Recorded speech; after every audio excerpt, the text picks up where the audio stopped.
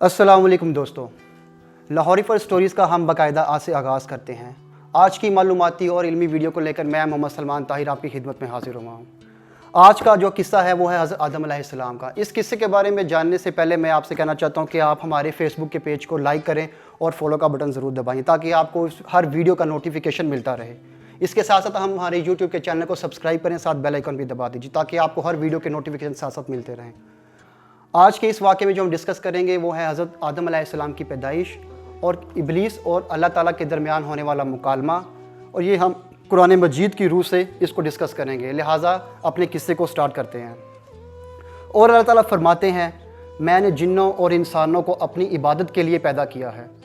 अल्लाह ने हमारे बाप को और हमें क्यों पैदा फरमाया? ताकि हम उसकी इबादत कर सकें। अल्लाह पाक इबादत का मोहताज नहीं है, इबादत का मोहताज तो हम इंसान हैं। अल्लाह ताला बेनियाज़ है, सारी कायनात का खालिक व मालिक है। आदम अलैहिस्सलाम की तख्लीक से पहले अल्लाह ताला का फ़रिश्तों से मुकालमा हुआ। अल्लाह ताला ने फ़रिश्तों से कहा, मैं ज़मीन में एक खलीफा बनाने वाला हूँ। खलीफा बनाने का मतलब है कि मैं ज़मीन पर अपना एक नायब बनाने वाला हूँ और उसकी नस्ल से हर एक को उसके बाद उसका खलीफा बनाऊँगा। जिस तरह सैयदना अबू बकर सिद्दीक़ रज़ी अल्लाह ताला अन्हो को आप सल्लल्लाहु अलैहि वसल्लम के बाद खलीफा मुकर्रर किया गया था। सो अल्लाह ताला ने एक खलीफा बनाने का इरादा किया जो ज़मीन में हुकूमत करे और इसे आबाद करे। चुनांचे अल्लाह पाक ने फरमाया, अल्लाह ने तुम्हें ज़मीन से पैदा किया और उसी ने तुम्हें उसी ज़मीन के ऊपर बसाया है। अल्लाह ताला ने जब आदम अलैहिस्सलाम को पैदा किया तो ज़मीन की मट्टी लाने का हुक्म दिया। चुनांचे अल्लाह ताला के पास मट्टी लाई गई। इमाम अहमद रहमतुल्लाह अलैह से रवायत है कि अल्लाह ताला ने आदम अलैहिस्सलाम को मट्टी की एक मुट्ठी से पैदा फरमाया था।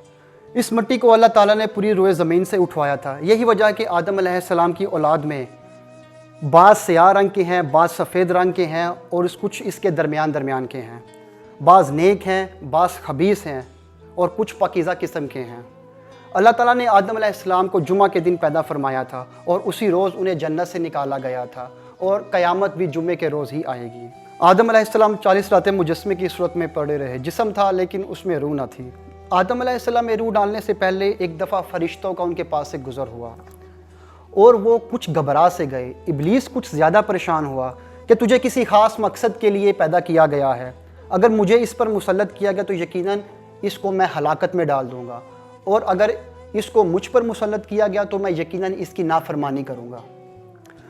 अल्लाह ताला ने कुरान पाक में जा बजा ज़िक्र किया है, और जब मैं इसको ठीक ठाक कर लूँ और इसमें अपनी रूह फूंक दूँ तो तुम सब इसके सामने सजदे में गिर जाना।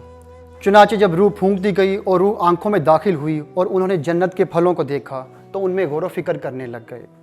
जब रूह पेट में दाखिल हुई तो खाने की तलब महसूस होने लगी और रूह अभी टांगों तक पहुंची ही नहीं थी कि खाने की फरमाइश महसूस होने लगी। इस जल्दबाजी की वजह से अल्लाह ताला ने फरमाया कि इंसान एक जल्दबाज मखलूक है। सैयदना उमर फ़ारूक रज़ी अल्लाह ताला अन्हो फरमाते हैं, मैंने सुना कि रसूलुल्लाह सल्लल्लाहु अलैहि वसल्लम फरमा रहे थे, अल्लाह ने आदम को पैदा किया, फिर अपने दाएं हाथ को उसकी पुश्त पर फेरा, इससे नस्ल इंसानी को बाहर निकाला और उनकी तरफ इशारा करके फरमाया, बेशक ये जन्नत के लिए पैदा किए गए हैं और ये जन्नत वालों के काम करेंगे। और फिर अपने हाथ को दोबारा आदम अलैहिस्सलाम की पुश्त पर फेरा और नस्ल इंसानी को बाहर निकाला और उनकी तरफ इशारा करके फरमाया, मैंने इन्हें आग के लिए पैदा किया है और ये आग वालों के काम करेंगे। कुरान मजीद में मुख्तलिफ मकामात पर इस गुफ्तगू को नए पैराहे में दोहराया गया है। यकीनन हमने इंसान को खनखनाती मट्टी से पैदा फरमाया है। इससे पहले हमने जिन्नात को लू वाली आग से पैदा किया था।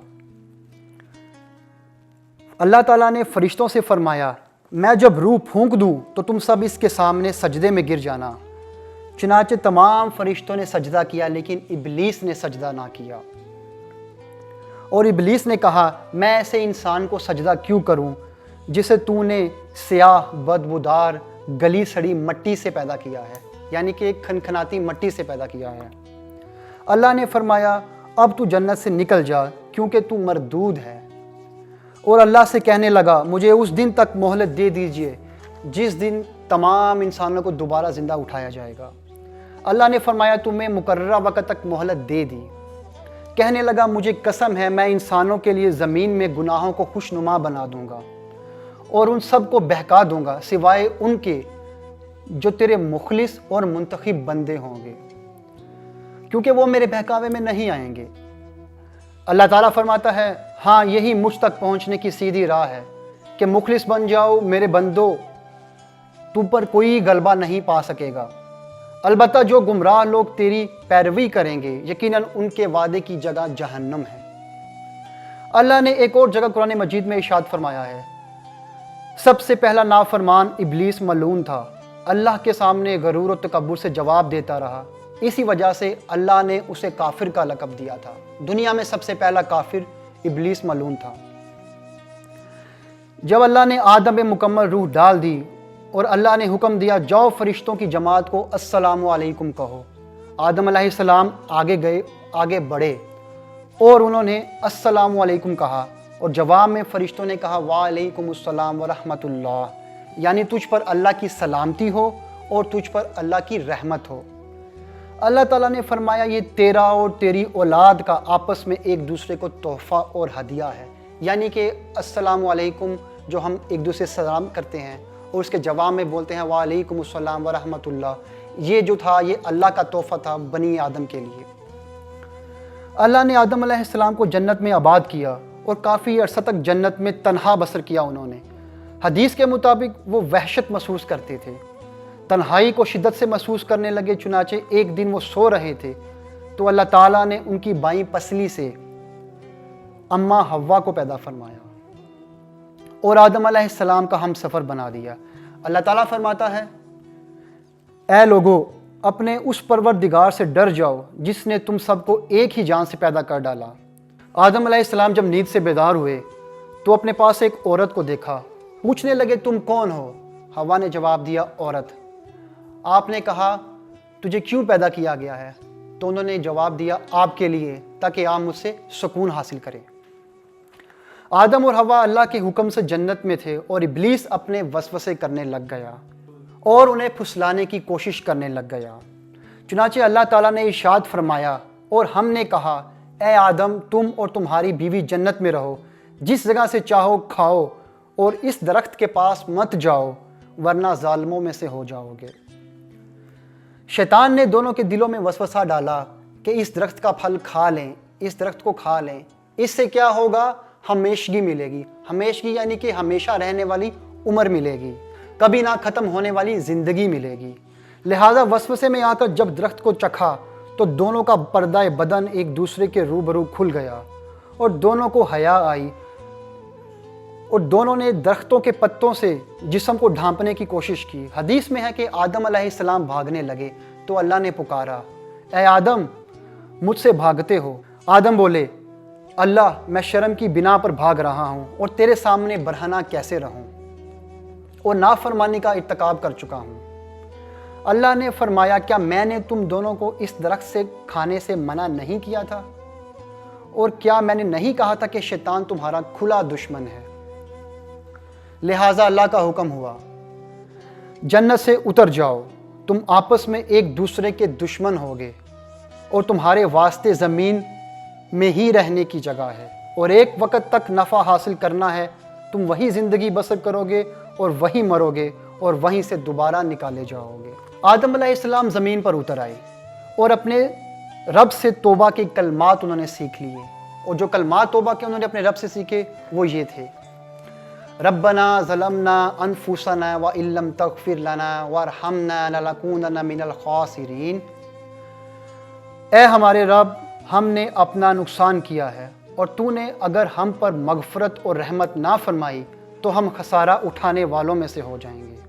آدم علیہ السلام، حوا علیہ السلام اور ابلیس کو لہٰذا زمین پر اتار دیا گیا، اور جس جگہ پر اتارا گیا اس میں مختلف اختلافات پائے جاتے ہیں۔ ابن عباس رضی اللہ تعالیٰ عنہ فرماتے ہیں کہ آدم علیہ السلام کو ہند پر اتارا گیا، یعنی کہ سرزمین ہند میں اتارا گیا، اور اماں حوا کو جدے میں اتارا گیا۔ آدم علیہ السلام زمین پر آنے کے بعد حوا کی تلاش میں نکل پڑے اور آخر کار وہ میدان عرفات میں پہنچے۔ میدان عرفات میں دونوں ایک دوسرے سے ملے تھے، اس میدان میں دونوں کی معرفت ہوئی تھی، یعنی ایک دوسرے سے ملے تھے، لہٰذا اس بنیاد پر اس کا نام میدان عرفات رکھا گیا تھا۔ زمین پر پہلا کھانا جو کھایا وہ اس طرح سے کھایا تھا کہ جبریل علیہ السلام ان کے پاس گندم کے 2 دانے لے کر آئے اور زمین میں بو دیا، وہ اگ گئے۔ پھر وہ وقت آنے پر آپ نے ان کو کاٹا اور گاہا، پھر اسی سے دانے الگ کیے، پیسا اور گوندا، پھر اس آٹے کی روٹی پکائی اور اسی طرح محنت اور مشقت کر کے آپ نے اپنا پہلا کھانا کھایا تھا۔ دوستو، قصہ آدم علیہ السلام کا ہمارا پہلا حصہ یہاں پر مکمل ہو جاتا ہے۔ اس قصے کا پارٹ 2 دیکھنے کے لیے ہمارا یوٹیوب چینل سبسکرائب کر دیجئے اور ساتھ ہی بیل آئیکن دبا دیجئے۔ وہ لوگ جو ہمیں فیس بک پر فالو کرتے ہیں وہ ہمارے پیج کو لائک کر دیجئے تاکہ انہیں پارٹ 2 کے نوٹیفیکیشن فوراً مل جائے۔ Thank you so much.